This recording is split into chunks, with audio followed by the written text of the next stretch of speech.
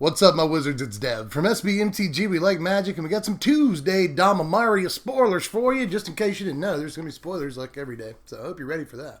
Today, we got to see a gang of new art for these leaks from a couple of weeks ago, and a bunch of new cards too, so let's go ahead and get to it. There's a lot to talk about.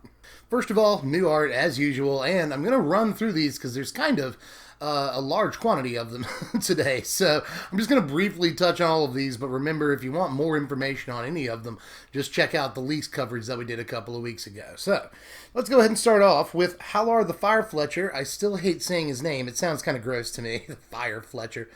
But we've also got to see Warcry Phoenix and Urza's Tome. Now, all of these, I think, are just a hair behind standard play, although I do think that all of these could be good and limited. You know, Halar, if you got a good concentration of kicker cards, obviously this could be nice. But if you built a standard deck around him, I think you'd have to have more support than we currently have at kicker.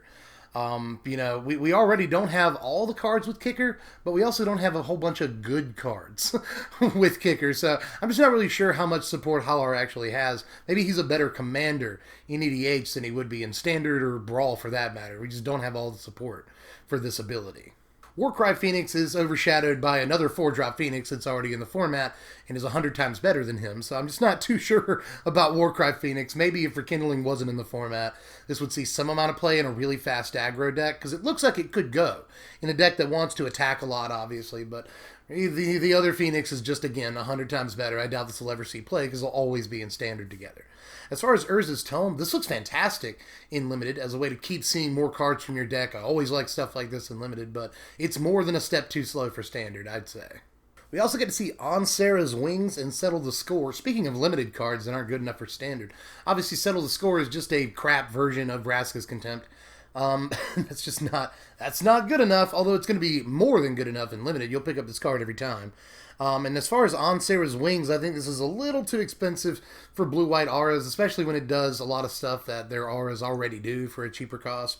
But again, I think this is an aura worth playing in Limited. And I don't say that every day. I think that auras are pretty dangerous in Limited too, where it's even worse to get 2-for-1 off of removal and stuff. But this is the kind of aura that could take over a game pretty easily, and you could win off of this, I would imagine. So I wouldn't be too shy to play one copy of this in a Limited deck. We also saw the art for a bunch of artifacts, starting with Blackblade Reforged and Mishra's Self-Replicator. I'm not sure that either of these is quite good enough, but I have some hope for Blackblade Reforged. You know, if you're putting this on a legendary creature, the investment isn't too high. It's still a little bit high for my tastes. Equip 3 is still a pretty massive equipped cost, but, you know, it's a lot better than 7. I don't think you're going to put this on any non-legendary creature ever, but even in a legendary deck, you know, I've been talking about green-white legendaries so much that I hope you expect the deck at this point. It's got to be one of the first decks we do. I've been working on green-white X legendary this whole time, but even in a legendary deck, I don't think that this makes the cut. As far as Self-Replicator, I'll say the same thing about it and Blackblade for that matter. As I've said about most of these cards today, they're very good looking in Limited. You know, Blackblade could take over a game in Limited. Mishra's Self-Replicator is just a never-ending creature factory as long as it's out, and that's fantastic. You want that in Limited too. So both of these cards look like game-breaking cards in the sealed or the draft format, but I think that's probably where it ends. But that's not all. As far as the artifacts, we also got to see Joy's Familiar and Navigator's Compass. Joy's Familiar has some of the best flavor text in the set. A set full of good flavor text. That's such a dad joke, and I love it. It's cute art. I like the card. I think that the text is really good, but I think the mana cost is just a bit too high.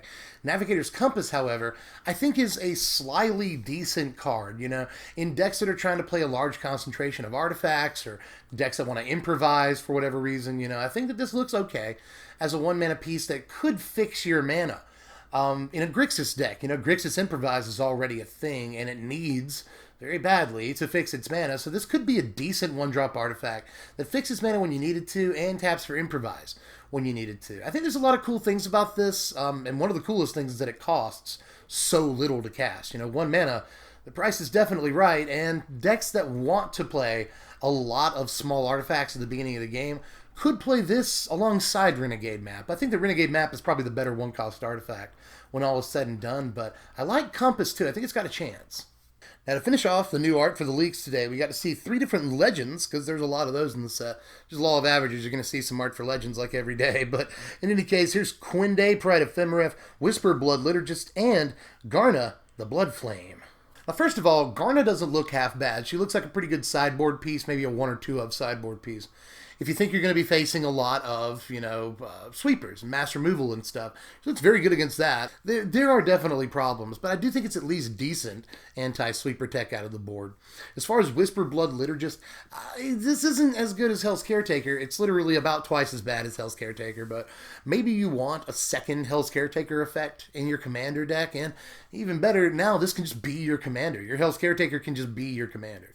And again, this isn't effectively HC, but I could see situations where putting 2 creatures into your graveyard could be more advantageous than just the 1 from a regular caretaker. So maybe there are crazy things you could do with this in a commander game, but I don't see it doing a whole heck of a lot in constructed Magic. Then again, could be wrong, by the way. I just want to say that, because like an Aristocrats build, this looks okay. In sort of, a Reanimator build that plays a lot of creatures on the low end, this looks okay. But you do have to, it's got very low toughness for a really high casting cost. And it can be killed really easily. There's a lot of problems. You have to wait until your next turn, or you untap this thing is not summoning sick anymore. I just think there's a lot of cons to playing the card, but in an Aristocrats build that wants to put stuff into the graveyard, this does it really effectively. There's no actual cost to tap it, and you get 2 dies triggers at the same time, and you get another dude from the battlefield that maybe you sacked earlier. Maybe. This could go far, but I really doubt it from what I'm seeing right now. Now, Quinde, on the other hand, I actually like a lot more than I probably should. Now, in a way, this is a 4-mana 6/6. It's got built-in double strike, so look at it that way, and the card doesn't look so bad. But it also has the ability to affect the board the turn it comes into play, which, is usually really important to me. If you've got just a couple of creatures with first strike, this gives them double strike before your attack step on the turn you play it. And that seems actually pretty decent, and there's a number of good creatures with first strike in this format. And this is not even, cards from Dominaria. There are obviously creatures with first strike from Dominaria. A lot of the knights have first strike. But there's also things like Cartouche of Solidarity. The token has first strike. Direfleet Daredevil has first strike. Kari Zev has first strike. There's actually a ton of stuff that is relatively decent in this standard that has first strike. Toolcraft Exemplar, which you have a bunch of artifacts, has first strike. Skype Stalker you can give first strike to. And there's even the hilarious combo that just got even more hilarious. There's Siege Modification in Console Dreadnought. Well, if you give Dreadnought double strike, obviously, you can just swing in for 20 once you assemble the combo. So that also seems pretty funny. But I do think Quinde could actually have a possibility here of seeing some play at the top end of a mono-white aggro deck or the black-white knights deck. I like a few things about this card. It can affect the board the turn it comes into play. That's really important. It's kind of an anthem effect. In a way, it gives your creatures more power. That's kind of an anthem. So I like a lot about Quinde, and I'm not saying it's definitely going to see standard play, but it could. It absolutely could. But here's where we start the new stuff, and a lot of this is going to be, limited, draft and sealed stuff. We saw a lot of that today. It's sort of limited day, but there are a couple of cards towards the end of the video that I think have a real chance at seeing constructed play. We'll get to those, but I want to run through these limited pieces first, starting with Orcish Vandal. It's just 2 mana, 1 and a red for a 1/1 Orc Warrior. You can tap it and sack an artifact to do 2 to a target. I actually don't mind this, again, in limited specifically. I don't know how great this is going to be in constructed. Obviously, it's a relatively low cost. It doesn't cost anything to tap it. It only costs 2 mana to play. You can sack an artifact every turn and zap something. It's cool that you can hit creatures and not just players. I like some things about this card, but I think it's just a little bit not good enough for standard. Let me say that. It is a renewable source of damage you can tap for every single turn, given that you have an artifact you can sacrifice. Looks pretty decent in the Pia's Revolution deck, yada yada, but I just don't think that at the end of the day it's strong enough. But in limited, if you've got a few artifacts, floating around, this looks like a pretty decent source of reach. We also got to see Blood Tallowed Candle, which is really giving me some Skull of Orm vibes. Just so you know, I think I just stuck a candle in Skull of Orm. But in any case, this is 1 mana for an artifact, 6, tap it and sacrifice it. Target creature gets -5/-5 until end of turn. Well, this is not the kind of thing that sees standard play, but it is the kind of thing that sees a lot of limited play because it's just effectively removal. It does cost 6 and you tap it to actually kill a creature, but it's almost always going to kill a creature, and it's a way for, decks with green or blue or less reliable removal to actually play removal. So I like that. And while it's in play, it's an artifact, and it counts for all the things artifacts might count for. So that matters too. Here's Skittering Surveyor right here. It's 3 mana, a 1/2 artifact creature, it's a construct. And when it enters the battlefield, you might search your library for a basic land card, reveal it, put it into your hand, and then shuffle your library. Well, this actually doesn't look like much when you read it, but it's a Civic Wayfinder that any deck can play, which is decent, you know. It's a Civic Wayfinder that loses a point of power, but other than that, it's pretty much exactly Civic Wayfinder, and that was always a decent card that occasionally saw constructed standard play. So I wouldn't be surprised if this saw some, but I really, really, really, really doubt it. This is just another good way to fix your mana in Limited. It looks like they want us to play 2 colors like most limited formats, but there's a few different ways to play 3 colors in Dominaria Limited, and this is one of them. You know, you just search up the 1 or 2 copies of a Plains or an Island or whatever that you might have in your deck, and that helps you play that 3rd color a lot easier. So I like this in Limited, but I will say that Civic Wayfinder has been an attractive card in Standard before, and yeah, it's, you know, there are a few different Wayfinders that have, you know, relevant creature types. This doesn't necessarily, so that might keep it out of play too. But just the fact that any deck can play it, and it's really not much of a worse deal than Wayfinder, makes me think that maybe. It's a possible maybe, definitely, but I doubt it at the end of the day. There's also Pegasus Courser. I really like the art on this too, but that doesn't count for anything. It's 3 mana, 2 and a white for a 1/3 Pegasus with flying, of course. Whenever it attacks, another target attacking creature gains flying until end of turn. Well, I think this is a great creature in Limited. You know, I keep saying that about all these cards, but again, it's Limited Day. I always like stuff like this in Limited. We see a card like this in just about every other set that comes out. A flying creature that gives other creatures flying when it attacks. These are always fantastic. These are always great in Limited. I'd play it every time I picked it up, just about. We also got to see Aven Sentry and Cloud Reader Sphinx. Sentry is just a 4 mana 3/2 flying bird soldier, which is at least decent. That's actually not bad.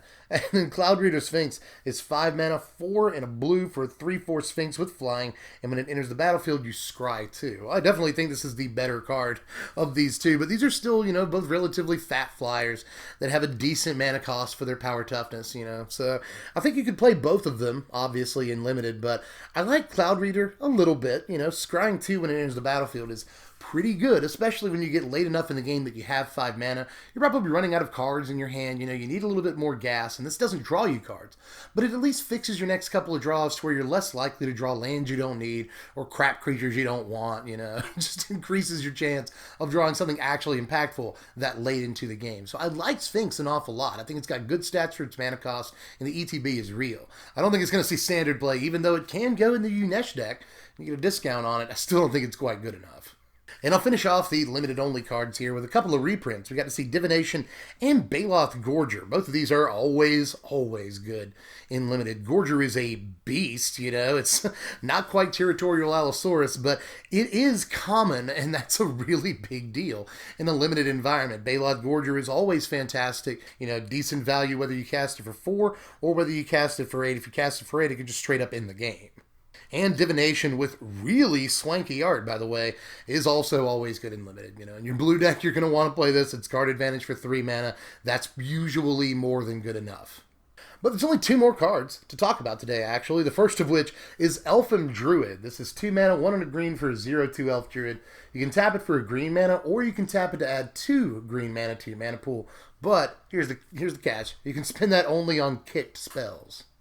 Well, this doesn't look fantastic, obviously. I don't know if you're sitting where I'm sitting, this doesn't look amazing, but in any deck where you're trying to kick a bunch of spells, it's more or less an automatic 4 of, so you got to at least mention that. Plus, the other card that I want to look at is a pretty decent card that you want to kick into play, and this looks great alongside. So I do not mind this. Let me just say that. I don't love it or anything, but I don't mind this. I think that Druid of the Cowl is probably the better card in just like a straight up elf deck that's not looking to kick a bunch of stuff. And Druid of the Cowl is still in Standard. Wizards didn't expect it to be. You know, Ether Revolt's supposed to be rotated, but it won't rotate until fall because they changed the rotation schedule back. So they didn't expect Druid of the Cowl or Servant of the Conduit to be in the format with this. So, you know, that might explain why they're just like mostly better cards. But again, if you're trying to kick anything, this probably is the better card. I just wish that it had a little bit of power to go with it. But here's the last card of the day. Here's Untamed Cavalry right here. It's 2 mana, 1 and a green for a 2/2 Kavu with kicker 3. It's also got Vigilance and Trample. Always. And if Untamed Kavu was kicked, it enters the battlefield with 3 +1/+1 counters on it. So it's just a better Kavu Titan. Like, it's just better than Kavu Titan in just about every way, which is crazy. I don't know if you were playing back then, but little history lesson, Kavu Titan was super hype way back in the day, you know. All the different MTG publications like Inquest and stuff just went crazy over this card, meaning that all of the 15-year-old selves and all the 15-year-old people that played Magic back then that are now my age, and they're very old and broken down, they all remember Kavu Titan as a ridiculous card. And this is just better. This is just better. So this may actually really see some constructed play here, obviously. There are a few people down on this card. I've seen people say, you know, decent, understandable, rational things like, oh, I don't think this goes in Green-Black Snake because, you know, a Long Tusk Cub is better on one end and Inverter's Gear Hulk is better on the other. That's a logical statement. But I've also seen people say things like, oh, Resilient Kenra is just a strictly better card. No, it's not. I don't know where you're getting that. So I think that this could actually see some real mono-green stompy play, because it's really versatile. It was the same thing with the original, you know, Kavu Titan. Is basically you can get a bear on curve. If that's what you want to do, you want to go ahead and be aggressive and start attacking. You have no other better 2-mana plays. This is a decent 2-mana play, and our Kavu Titan this time, the one that only cost us 2 mana, not only is it a bear, but it's got 2 keyword abilities, which is amazing. Then if you can kick it into play, if you do have the 5 mana, you got yourself a 5/5 Vigilance Trample, which is a real threat in any format, literally. So it's the versatility that makes a card like this really, really good. But I saw the spoilers for Tuesday so far, at the very least. They might kick a couple out later on in the evening. You never know. If so, I'll try to jump back on the mic, let you know what's going on. But in any case, if you did like the video, make sure you like the video. Super low effort, helps me out a lot. Also, get down there in the comments section. Let me know how you feel about these cards. Not just the limited stuff, but obviously the new Kavu Titan. Let me know. Is that good enough for standard play? I think your opinion's quite important to me on that one. But in any case, pretty sure that's all. Just do the rest of the YouTube stuff. Sub if you're new. Hit the bell for the notifications for all the spoiler content, plus the deck techs coming up. Follow me on Twitter at SBMTGDev, or throw me $1 a month over at the Patreon, because I literally can't do this without you. And I also can't do this without my sponsor, TCG Player, TCAG Player. Just click the first link in the description if you want a good pre-order price guide for just about any card that's been spoiled so far, or you want to go ahead and order sealed product from them. Booster box is only like $92 right now, and that's a heck of a deal. Especially, I've had people in my comment section speculating boxers are going to be like $120 in a couple of months. There's a lot of hype for this set, so maybe go ahead and get in on the ground floor and order some cheap boxes. If you want to, click the first link. But I'm tapped out for now. Sure to be more spoilers tomorrow, so I'll definitely see you by then at the earliest. And I will catch you cats later. I'm Deb from The Place. Thanks for watching, my wizards. Just remember to spread love and be kind.